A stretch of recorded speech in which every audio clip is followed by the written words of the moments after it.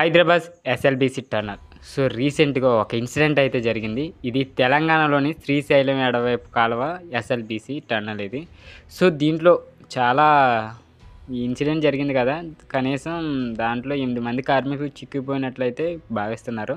So దాని గురించి ఇది ఎప్పుడు స్టార్ట్ చేశారు, ఈ టన్నల్ గురించి ఈరోజు వీడియోలో వివరంగా అయితే తెలుసుకునే ముందు కొత్తవారు మన ఛానల్ చూసినట్లయితే ఇంట్రెస్టింగ్ ఫ్యాక్ట్స్ అండ్ స్టోరీస్ కోసం మన ఛానల్ తప్పకుండా సబ్స్క్రైబ్ అయితే చేసుకోండి. సో ఇక టాపిక్‌లోకి వెళ్ళిపోదాం. సో ఈ ఘటన టన్నల్ లోపల దాదాపు 12-13 కిలోమీటర్ల వద్ద అయితే చోటు చేసుకుంది. ఈ టన్నల్ పైకప్పు కూలిపోవడంతో కొంతమంది అయితే గాయపడినట్లు అక్కడ చెప్తున్నారు.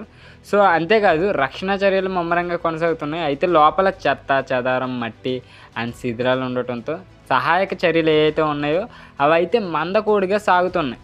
ఇంకా ప్రభుత్వం కూడా అప్పటికప్పుడు స్పందించింది. తెలంగాణ ముఖ్యమంత్రి రేవంత్ రెడ్డి ఈ ఘటనపై అయితే ఆందోళన వ్యక్తం చేసి తక్షణ చర్యలు తీసుకోవాలని అయితే అధికారులను ఆదేశించారు. ఇంకా ఆయనే కాకుండా ప్రధానమంత్రి నరేంద్ర మోడీ కూడా సీఎం రేవంత్ రెడ్డితో ఫోన్లో మాట్లాడి పూర్తి సహాయ సహకారాన్ని అందిస్తామని అయితే హామీ ఇచ్చారు. సో ఇంకా రక్షణ చర్యలు కూడా చేపట్టారు.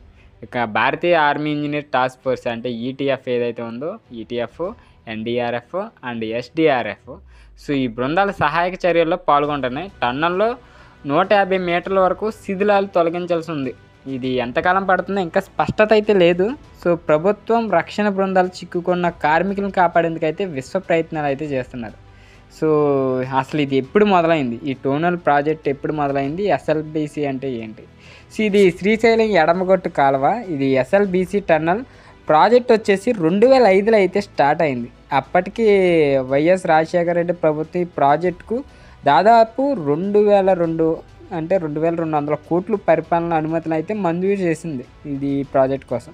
సో ఈ ప్రాజెక్ట్ ప్రకారం 1925 కోట్లతో 60 నెలల్లో దాదాపు 5 సంవత్సరాల్లో పూర్తి చేయాలని అయితే నిర్ణయించారు అప్పట్లో. కానీ ఇదైతే మందగించడం జరుగుతుంది. ఈ టన్నల్ శ్రీశైలం జలాశయం నుంచి నల్గొండ జిల్లాకు 30 టీఎంసీలు కృష్ణానది జలాలను అయితే తరలించడానికి రూపొందించబడింది. సో అయితే కొన్ని టెక్నికల్ సమస్యలు, వరదల కారణంగా ప్రాజెక్టు చాలాసార్లు వాయిదా పడుతూ వచ్చింది. ఇప్పటి వరకు 6 సార్లు అయితే పడింది వాయిదా. ఇలా పొడిగించుకుంటూ వచ్చారు. సో 2024లో అయితే టన్నల్ పనులు 9 కిలోమీటర్ల ఇంకా అపూర్వంగా అయితే ఉంది. సో తెలంగాణ ప్రభుత్వం 2020 నాటికి అంటే 26 నాటికి ఈ టన్నల్ పనులు మొత్తం పూర్తి చేయాలని అయితే లక్ష్యం పెట్టుకుంది.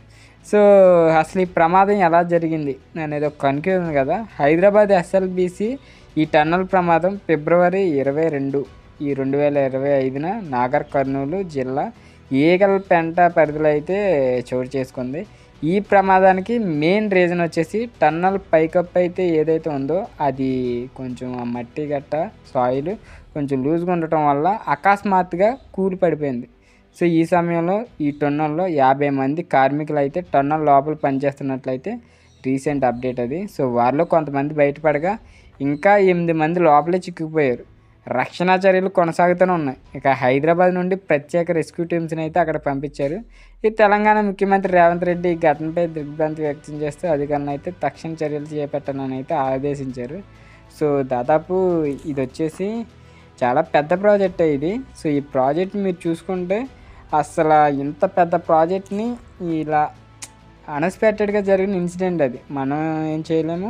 ఆ సాయిల్ ఏదైతే ఉందో అది కొంచెం లూజ్గా ఉండటం వల్ల పైకప్పు అయితే కింద పడిపోయింది. సో దాదాపు 50 మందిలో ఇంకా రెస్క్యూ అయితే కొనసాగుతూనే ఉంది. సో ఇది ఈరోజు వీడియో.